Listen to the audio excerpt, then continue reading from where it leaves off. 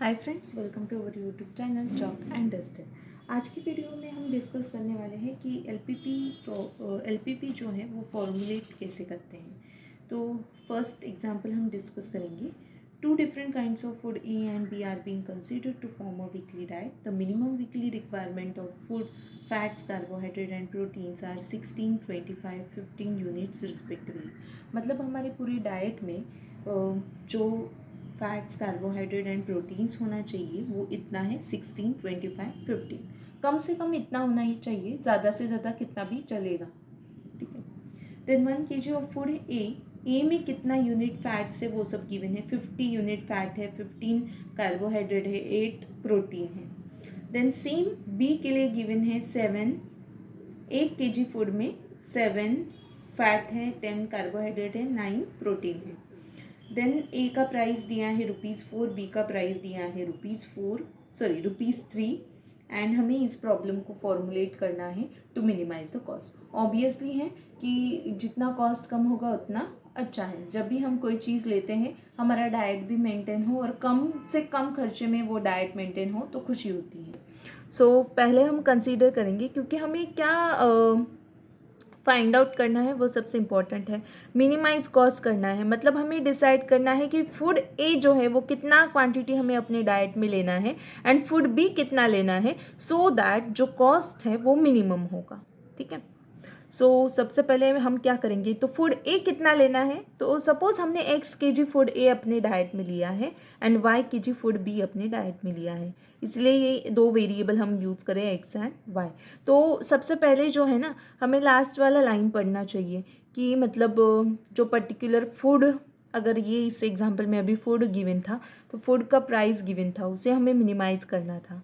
तो वो जो लास्ट लाइन में हमें पता चलता है कि x, y और z मतलब कितने वेरिएबल्स आएंगे, वो एक लास्ट लाइन में मुझे लगता है हर एक एग्जाम्पल में गिवन होता है। ठीक है। तो यहाँ पर x और y हमने a kg फूड, मतलब a जो है वो x kg ले रहे हैं, b y kg ले रहे हैं। तो अगर a ₹4 में मिल रहा है 1 kg food, then x kg कितना मिलेगा, कितने में मिलेगा, 4x में। क्योंकि 1 kg अगर 4 में मिलता है तो 2 kg अगर फाइंड आउट करना है, सो 2 × 4 8 में मिलेगा, ₹8 में। सिमिलरली x kg अगर फाइंड करना है तो वो कितने में मिलेगा, 4 × x। देन ₹3 में food B, 1 kg food B मिल रहा है तो y kg कितने में मिलेगा, 3y। So our objective function is to minimize the cost z = 4x + 3y। ठीक है। अभी नेक्स्ट लाइन पे हमें एक टेबल बनाना है। जो भी आपको इंफॉर्मेशन प्रॉब्लम में गिवन है वो सब हम टेबल में कन्वर्ट करेंगे। तो सबसे पहले हमें गिवन है कि फूड ए जो है वो कितना, फूड ए में कितने फैट कार्बोहाइड्रेट है वो सब हम लिखेंगे। और यहाँ पर मैंने एक सुपर लिखा है, आप लोग नेक्स्ट लाइन पे भी लिख सकते हैं। पहले food A, then x, food B, then y, whatever you want. So food A में जो है 50 यूनिट फैट है, 15 कार्बोहाइड्रेट है एंड 8 प्रोटीन्स है। और उसका कॉस्ट भी मैं यहाँ पर लिख देती हूँ ₹4। देन नेक्स्ट फूड बी में 7 फैट है, 10 कार्बोहाइड्रेट है, 9 प्रोटीन है एंड ₹3 जो है वो उसका प्राइस है। देन मिनिमम रिक्वायरमेंट डेली कितना है, 16 है। फैट 16 होना चाहिए, कार्बोहाइड्रेट 25 होना चाहिए एंड प्रोटीन जो है वो 15 होना चाहिए। ठीक है। तो अभी नेक्स्ट स्टेप में हम क्या करेंगे, कंस्ट्रेंट्स लिखेंगे। ठीक है। अभी ऑब्जेक्टिव फंक्शन तो ऑलमोस्ट हमने लिख दिया है, तो अभी कंस्ट्रेंट्स क्या आएंगे वो लिखना स्टार्ट करते हैं। तो आई थिंक मैं पूरा प्रॉब्लम ही लिखती हूँ क्योंकि बार बार लिखना पड़ेगा। Minimize cost z which is equal to 4x + 3y, यह हमारा ऑब्जेक्टिव फंक्शन है। फिर नेक्स्ट स्टेप में हम लिखते हैं सब्जेक्ट टू कंस्ट्रेंट्स। तो अभी हम नेक्स्ट लाइन पे कंस्ट्रेंट्स लिखेंगे। कंस्ट्रेंट्स मतलब कि गिवन कंडीशंस। तो यहाँ पर देखो, फैट मिनिमम कितना होना चाहिए, 16 होना चाहिए। तो यहाँ पर अगर मैं फूड ए x kg ले रही हूँ, 1 kg में 50 यूनिट्स है तो x kg में कितना यूनिट होगा, 50x। सिमिलरली 1 kg में 7 यूनिट है तो y kg में कितना फैट होगा, 7y। तो दोनों को ऐड करने के बाद मुझे कम से कम इतना चाहिए, इससे ज़्यादा चलेगा तो साइन इस तरफ आएगा, मतलब ये ज़्यादा चलेगा लेकिन कम से कम कितना होना चाहिए 16, इसीलिए साइन आ गया ग्रेटर दैन और equal to. Similarly 15x plus 10y greater than और इक्वल टू 25। सिमिलरली 8x plus 9y greater than और equal to 15। Is it okay? और लास्ट में और एक कंस्टेंट हम लिखते हैं, जो भी वेरिएबल है वो ग्रेटर दैन और इक्वल टू 0 होना चाहिए, क्योंकि जब भी हम फूड खरीदने जाते हैं, फूड ए और be what ever it is, तो वो x kg हमने लिखा है, y kg हमने लिखा है, तो वो कभी भी नेगेटिव नहीं होता है। सो x कॉमा वाई क्या होना चाहिए, ग्रेटर दैन और इक्वल टू 0 होना चाहिए। ठीक है, तो ये जो है हमारा LPP इस फॉर्म में इस तरह से दिखता है। ठीक है, this is known as formulation of LPP।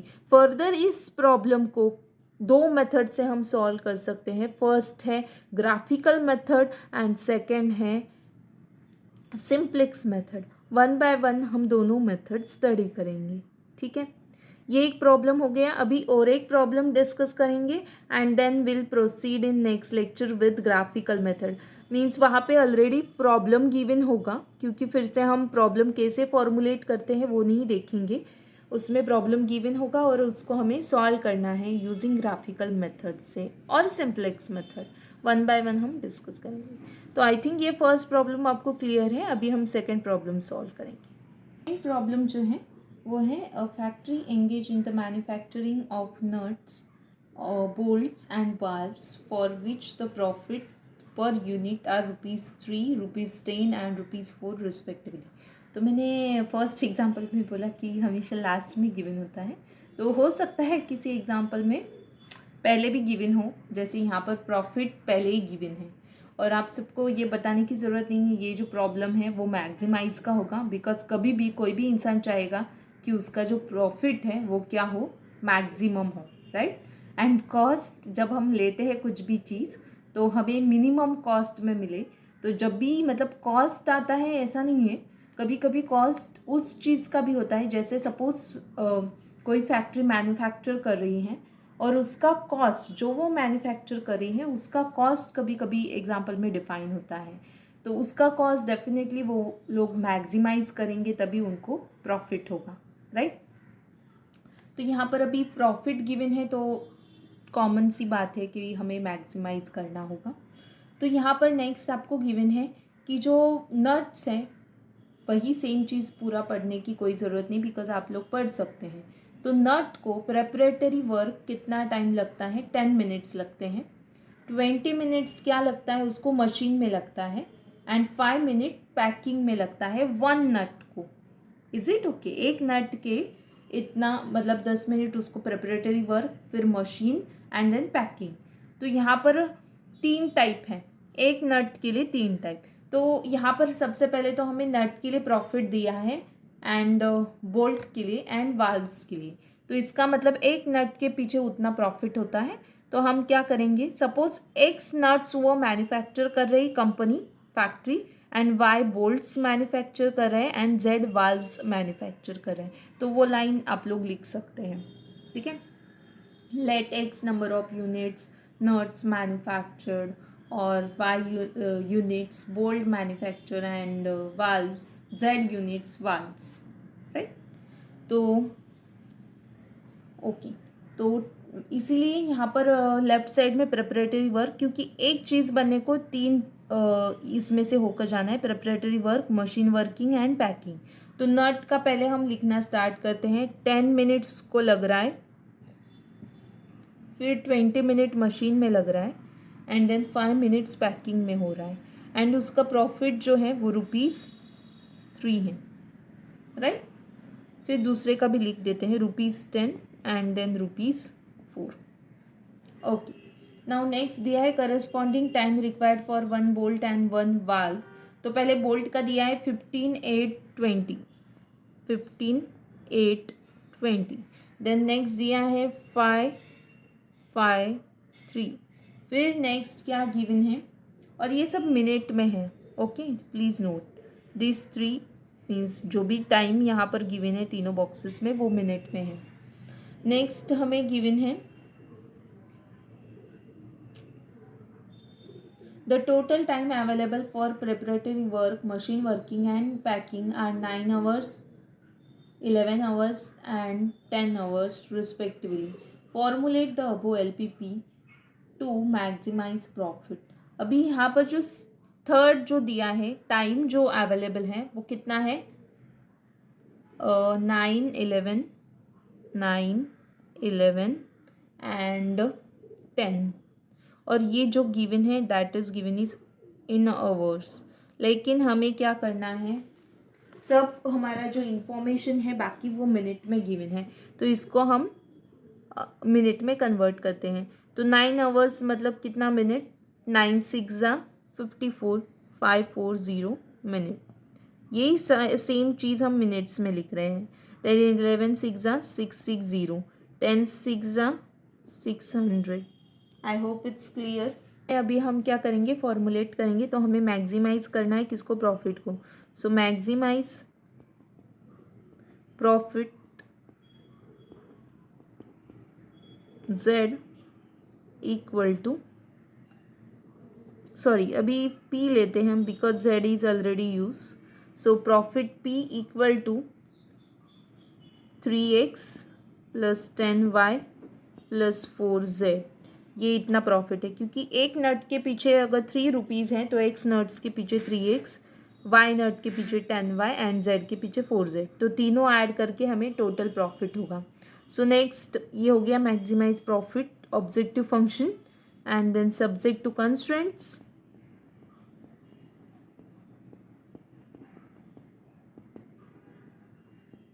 Subject to constraints क्या आएगा बोलते जाओ।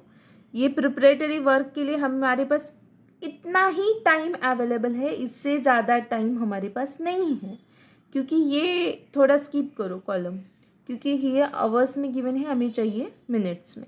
सो 10, एक नट बनने के लिए 10 मिनट लगते हैं, तो x नट के लिए कितना लगेगा? 10x मिनट, फिर 15y, then 5z and less than और इक्वल टू 540। अभी ये साइन हमने क्यों यूज़ किया है? ये तीनों टाइम मिला के मतलब कि 10x, 15y, 5z total time जो है वो 540 से कम होना चाहिए, बिकॉज हमारे पास इतना ही टाइम अवेलेबल है।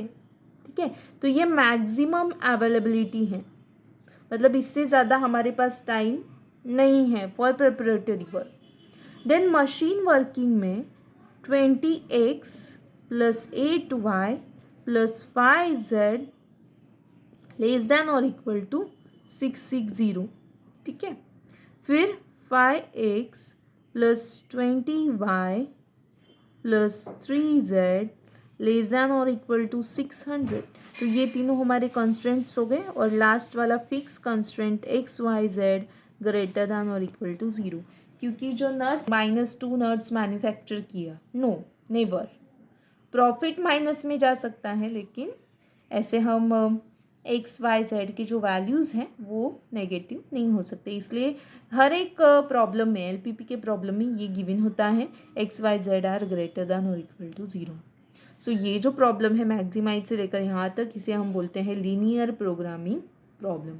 तो नेक्स्ट लेक्चर में हम पढ़ेंगे कि इस प्रॉब्लम को कैसे सॉल्व करते हैं एंड सो ऑन। ठीक है, so I hope this content will be useful for you. If you like this video, please like, share and subscribe our channel. Thanks for watching.